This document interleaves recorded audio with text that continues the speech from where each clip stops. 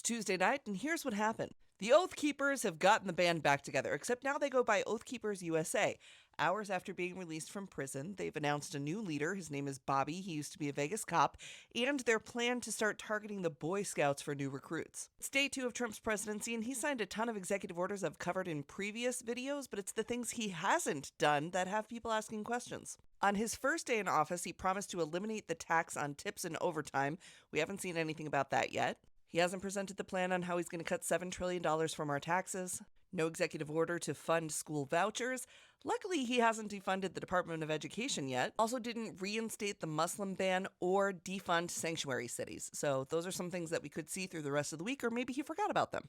He did remember to give $500 billion to OpenAI CEO Sam Altman, SoftBank CEO Mayoshi Son, and Oracle Chairman Larry Ellison. The $500 billion will fund AI infrastructure with the first massive data center under construction in Texas. Trump signed an executive order pulling us out of the World Health Organization. He did this during his first term as well. It takes an act of Congress to actually have it go through, which he might get passed next week in this thing called a Great Big Beautiful Bill. If you hated how the TikTok ban was couched in humanitarian aid legislation, you are going to hate this. We don't know what's in the Great Big Beautiful Bill until they bring it to the House floor to debate it. But it's rumored to have everything from aid for California wildfire victims to the law he would need to invade Greenland to the law he needs to rename the Gulf of Mexico. So we'll be on the lookout for that, but I know people really don't like when they do this with all the bills. So if you don't like it, call your congressman and say, we don't want one big, beautiful bill. We want to see what you're voting on. Trump also signed an executive order that gives TikTok 75 days to come up with a deal.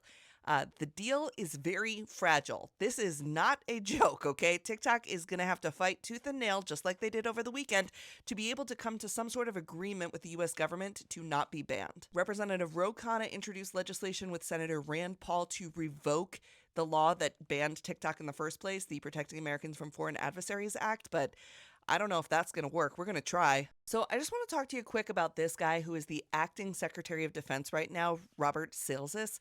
He is a very accomplished, very competent person. And with Pete Hegseth's former sister-in-law coming forward in an affidavit to say that she witnessed him be drunk and aggressive and that his second wife worried about her safety, maybe we just stick with Robert. And in reproductive health news, Judge Matthew Kacsmaryk, one of the most anti-abortion judges in the country, is going to hear a case from Missouri, Kansas, and Idaho that could change how mifepristone is distributed.